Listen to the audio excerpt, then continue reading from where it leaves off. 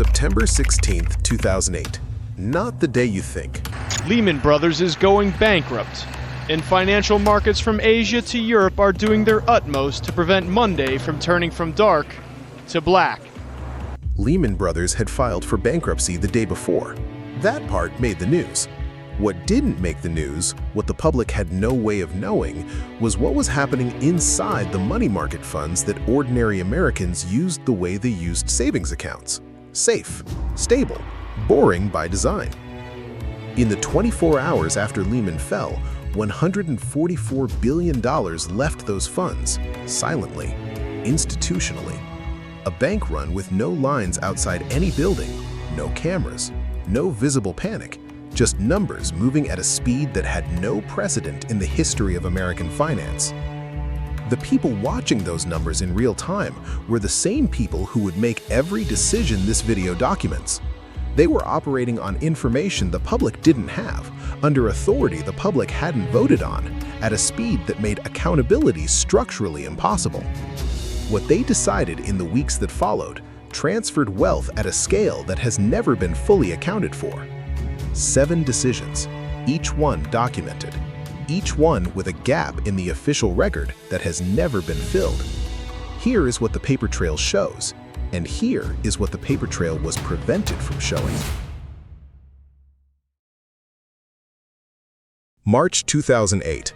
Bear Stearns is the first major firm to go. The Federal Reserve Bank of New York, led by Timothy Geithner, structures an emergency rescue. JPMorgan Chase will acquire Bear.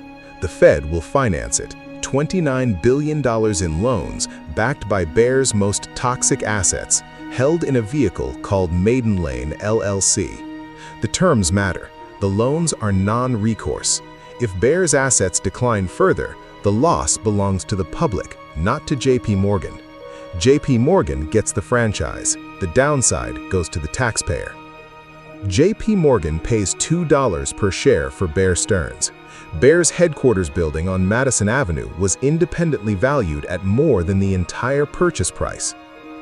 This is the first time since the 1930s that the Federal Reserve has used its Depression-era emergency authority to rescue a non-bank financial institution.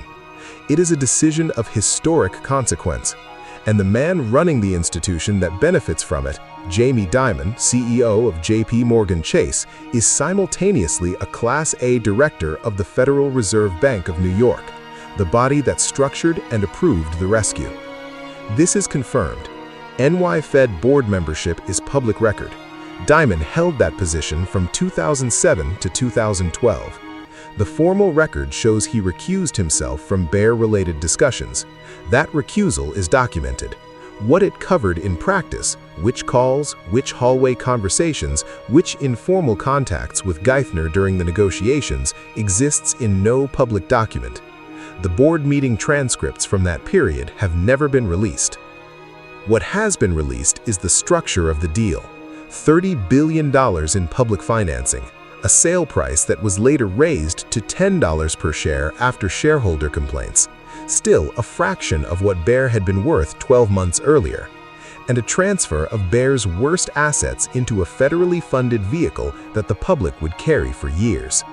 The man who ran the acquiring institution sat on the board that approved the terms. His formal recusal is confirmed. Everything around it is not. 6 months pass. September 14, 2008. Lehman Brothers is in the same position Bear Stearns was in, illiquid, over-leveraged, facing a run it cannot survive. The Fed allows it to fail. The official explanation, delivered by Ben Bernanke, Hank Paulson, and Timothy Geithner in congressional testimony and repeated in 3 separate memoirs, is consistent. The Fed lacked the legal authority to rescue Lehman. Under Section 13(3) of the Federal Reserve Act, emergency loans require adequate collateral. Lehman's collateral was insufficient. The Fed's hands were tied. That explanation has never fully held up against one specific problem. 48 hours after Lehman filed bankruptcy, 48 hours after the Fed said it lacked the authority to act, the Fed committed $85 billion in emergency assistance to AIG. Same statute, same legal authority, same emergency framework. Nobody in a position of authority has ever produced a written document explaining how those two decisions are consistent. Lawrence Ball, an economist at Johns Hopkins, spent years analyzing this question using the Fed's own legal framework and the terms of both rescues. His conclusion, published as a National Bureau of Economic Research working paper and later expanded into a book, is that the Fed did have the authority to rescue Lehman, that the collateral justification was constructed after the fact rather than driving the decision in real time. Bernanke has disputed this directly. Ball's analysis has not been refuted in any document that addresses his specific legal argument. What would resolve the dispute is the internal record. What options were modeled inside the NY Fed in the 72 hours before Lehman filed? What rescue structures were drafted and rejected? What the Fed's own lawyers actually concluded and when? That record has never been released. A 2019 NY Fed staff report addressed the question, and the deliberative documents it was based on were not attached. The collateral position is genuinely complicated. Lehman's balance sheet in September was worse than Bear's in March in some meaningful respects. The video is not claiming the rescue would have been easy or that the outcome was predetermined. What it is documenting is this: the explanation given for one of the most consequential decisions in modern American financial history has been directly challenged by documented academic analysis, and the record that would allow the public to evaluate that challenge has never been made available. AIG is saved. Now comes the question of what saving AIG actually means and who it means it for. AIG had sold a product called credit default swaps. Think of it as insurance on financial assets, mortgage-backed securities, collateralized debt obligations, the instruments that the 2008 crisis was built on. Banks bought this insurance from AIG in enormous quantities. When the underlying assets collapsed, AIG couldn't pay. That's why AIG needed rescuing. But here is the specific thing the rescue actually did.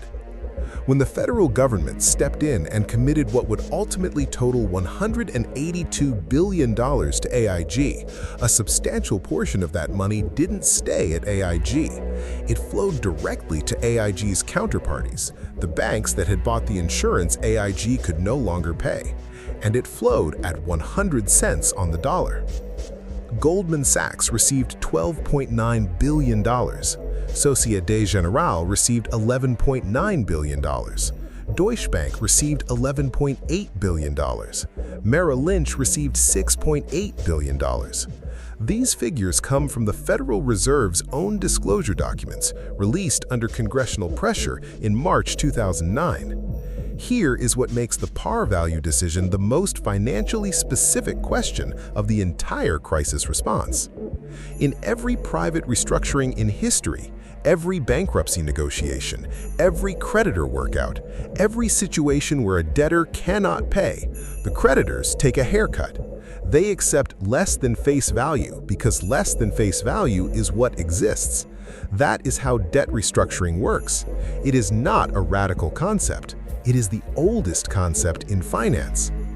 The federal government in this case chose not to negotiate. It paid face value, 100 cents, to institutions that had made losing bets and would, in any private restructuring, have been required to absorb a portion of those losses themselves. The question that was never answered in writing: why? Neil Barofsky was the Special Inspector General for TARP, the independent watchdog created specifically to oversee the bailout. His office asked the Federal Reserve Bank of New York for the contemporaneous written justification for the decision to pay AIG's counterparties at par. According to his congressional testimony and his published account, no such document was ever produced. The decision to transfer billions of dollars of public money to private institutions at full face value, a decision that foreclosed the negotiated alternative every private creditor in a comparable situation has ever been required to accept, was apparently made without generating a written record of why. December 2008. AIG is preparing an SEC filing. Its lawyers flag a disclosure requirement. The counterparty payments, who received the money and at what terms, need to be in the filing. This is standard securities law. Public companies disclose material financial transactions. The Federal Reserve Bank of New York instructs AIG to seek confidential treatment exemption and to redact the counterparty information from the filing. This is not a gap in the record. The emails exist. They were reviewed by the Senate Permanent Subcommittee of Investigations and entered into the congressional record. Timothy Geithner testified before the House Committee on Oversight and Government Reform in January 2010. He did not dispute what the emails showed. His explanation was that the NY Fed's legal staff believed confidential treatment was appropriate while counterparty negotiations were ongoing. What that explanation does not address is why the same information was withheld from Congress, which was, at this precise moment, debating ongoing TARP commitments and the future of the bailout for the same period. The redactions remained in place for months. When disclosure was eventually compelled, the figures that emerged matched exactly what AIG's lawyers had originally flagged as requiring disclosure. The Federal Reserve Bank of New York was the institution supervising AIG's rescue. It was simultaneously the institution that directed AIG not to disclose in a public filing who was receiving the rescue money and on what terms. The decision wasn't illegal. Confidential treatment exemptions exist for reasons, but it meant that the congressional debate over the bailout was happening without the information that would have shown Congress precisely where the money was going. Geithner left the NY Fed in January 2009 to become Treasury Secretary. The redactions he had overseen outlasted his tenure at the institution that ordered them. September 2008, Congress is asked to vote on $700 billion, the most controversial appropriations request in modern American history. The debate is real. The opposition is real. The public attention is intense. This is the visible crisis response, a number so large it is almost incomprehensible, subject to democratic deliberation, reported on every front page in the country. While that debate is happening, the Federal Reserve is operating a separate set of emergency lending facilities. The recipients, the terms, and the scale of those facilities are not part of the congressional debate because they are not being disclosed to Congress. Bloomberg LLP spent years fighting the Federal Reserve in federal court under the Freedom of Information Act for disclosure of the emergency lending records. The case reached the Supreme Court. The Fed lost. When Bloomberg analyzed the released data, it reported that the Fed's total emergency lending commitments reached $7.77 trillion at their peak. The Fed disputes that methodology. Its own accounting shows a peak simultaneously outstanding balance closer to $1.2 trillion, and both figures are documented. The dispute is about how to count, not about whether the lending happened. What is not in dispute is the foreign bank exposure. UBS received $77 billion in emergency lending. Barclays received $45 billion. Deutsche Bank received $26 billion. These figures come from the Federal Reserve's own released documents obtained through the Dodd-Frank audit provision that Senator Bernie Sanders inserted into the legislation, specifically because the standard disclosure frameworks had not produced this information. Congress was voting on whether to commit $700 billion to stabilize the American financial system.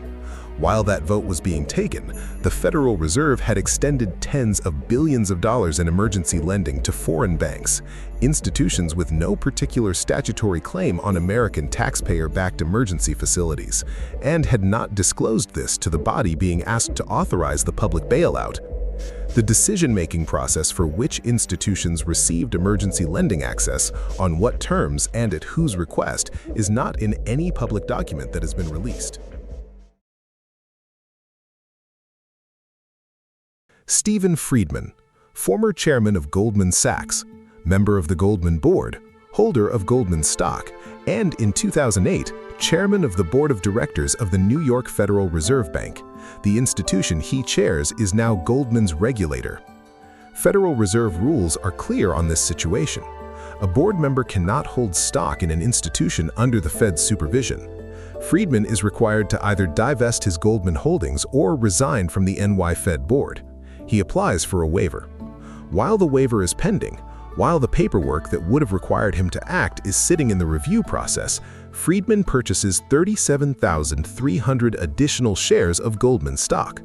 The purchases occur in December 2008 and January 2009. Goldman, during this period, is receiving billions of dollars through the AIG counterparty payments. It is operating under the emergency lending facilities the Fed has extended. It is one of the primary beneficiaries of the rescue architecture being managed by the institution Friedman chairs. The Wall Street Journal breaks the story in May 2009. Friedman resigns from the NY Fed board. The Federal Reserve confirms that the waiver was granted.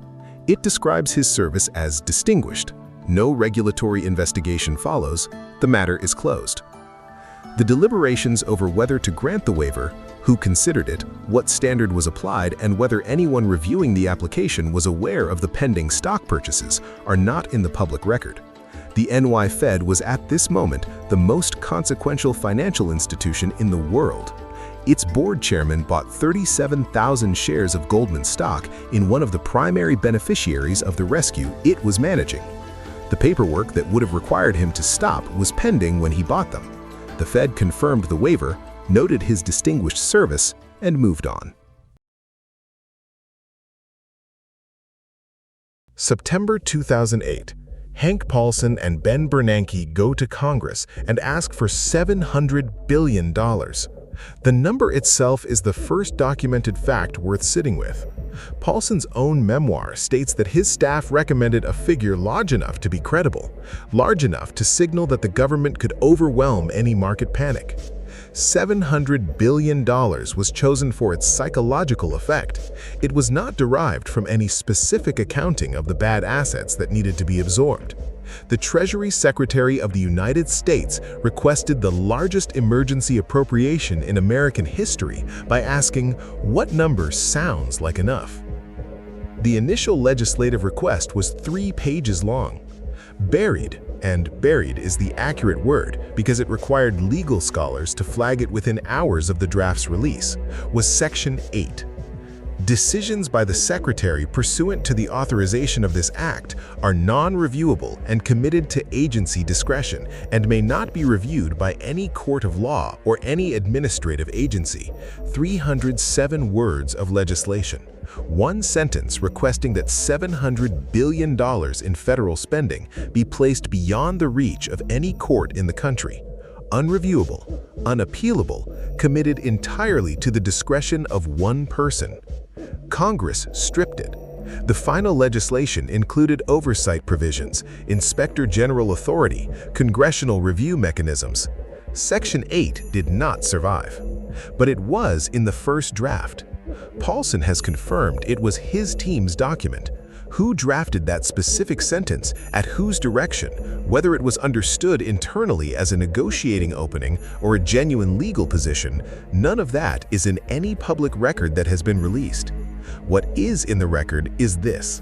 In the worst financial crisis since the Great Depression, the request for emergency authority included in its original form a provision that would have made every subsequent decision about that authority immune from judicial review. The decisions documented in this video were made in the space that remained after that sentence was removed. Every person named in this video retained their reputation, their position, or their wealth after 2008. Most retained all 3. No individual was criminally prosecuted for any decision made during the crisis response. The institutions that received emergency assistance at public expense paid civil settlements in subsequent years, billions of dollars in aggregate, split across multiple cases without admitting wrongdoing. The executives who led those institutions through the crisis and its aftermath collected compensation that dwarfed what the settlements cost their shareholders. The records that would allow a complete accounting either don't exist, were never committed to writing, were exempted from disclosure under emergency authority provisions, or required multi-year federal litigation to extract.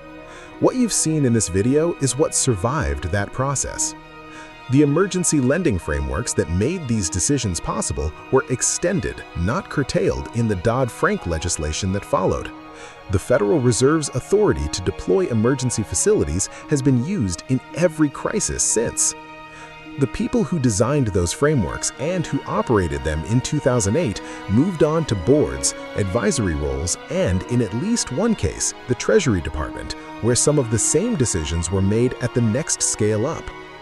The paper trail exists. Parts of it were released because a news organization spent years in federal court. Parts of it emerged because one senator included an audit provision nobody expected would be used.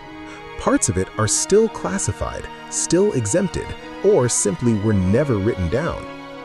This is what financial history looks like when you follow the money instead of the official account. The next video follows the same trail into a different crisis, different decade, different rooms, same mechanics. If that's the kind of record you think more people should see, you know what to do.